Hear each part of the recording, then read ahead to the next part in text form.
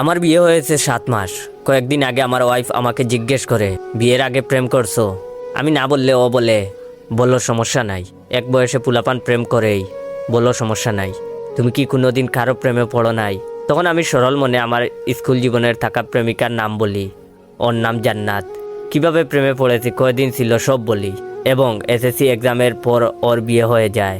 ওই দিন রাত থেকেই শুরু হয় আমার উপর কথা শোনানো। ও রাতে ঘুম ভেঙে দেখে আমি মুভি দেখতেছি। তারপর ও বলল, জান্নাতের সাথে কথা বলো। সকালে ঘুম থেকে উঠলাম। আইসা বলে, এত দেরিতে ঘুম থেকে উঠছো? সারা রাত জান্নাতকে স্বপ্নে দেখছো? এখন আমি যাই বলি, যাই করি, আমাকে সারাদিন জান্নাত জান্নাত করে।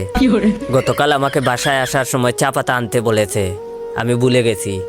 আসার পর বলে, জান্নাতের কথা ভাবতে ভাবতে ভুলে গেছো? কিছুক্ষণ আগে আমি বারান্দায় বসে আছি। আইসা বলে, তোমার কি মন খারাপ? জান্নাতের কথা কি খুব মনে পড়তেছে? এর কিছুক্ষণ পর আমি কিচেনে গিয়ে তাকে পিছন থেকে জড়িয়ে ধরলাম। উদ্দেশ্য ছিল বলবো, আর এভাবে খুঁটা দিও না, কিন্তু জড়িয়ে ধরতেই ও বলে, এত হ্যাপি কেন? জান্নাতের কথা ভাবতেছো নাকি? ওই দিন আমি এসব না বলার জন্য তাকে খুশি করতে তার পছন্দের একটা mobile iPhone 14 pro max gift করি।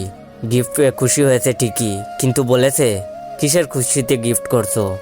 আজকে জান্নাতের বার্থডে নাকি? ইভেন জান্নাত নাম নিয়ে একটা গানও বানিয়ে ফেলেছে। আমি বাসায় আসলেই জুড়ে জুড়ে গান গায়, ও জান্নাত একটু কাছে আসো না, তোমাকে ছাড়া আমার ভালো লাগে না। এভাবে বানিয়ে বানিয়ে গান গায়। তাই বলি কি ভাই, বিয়ের পর বউরে কোনো অতীতের কথা বলবা না, নইলে আপনার অবস্থা আমার মতো হবে।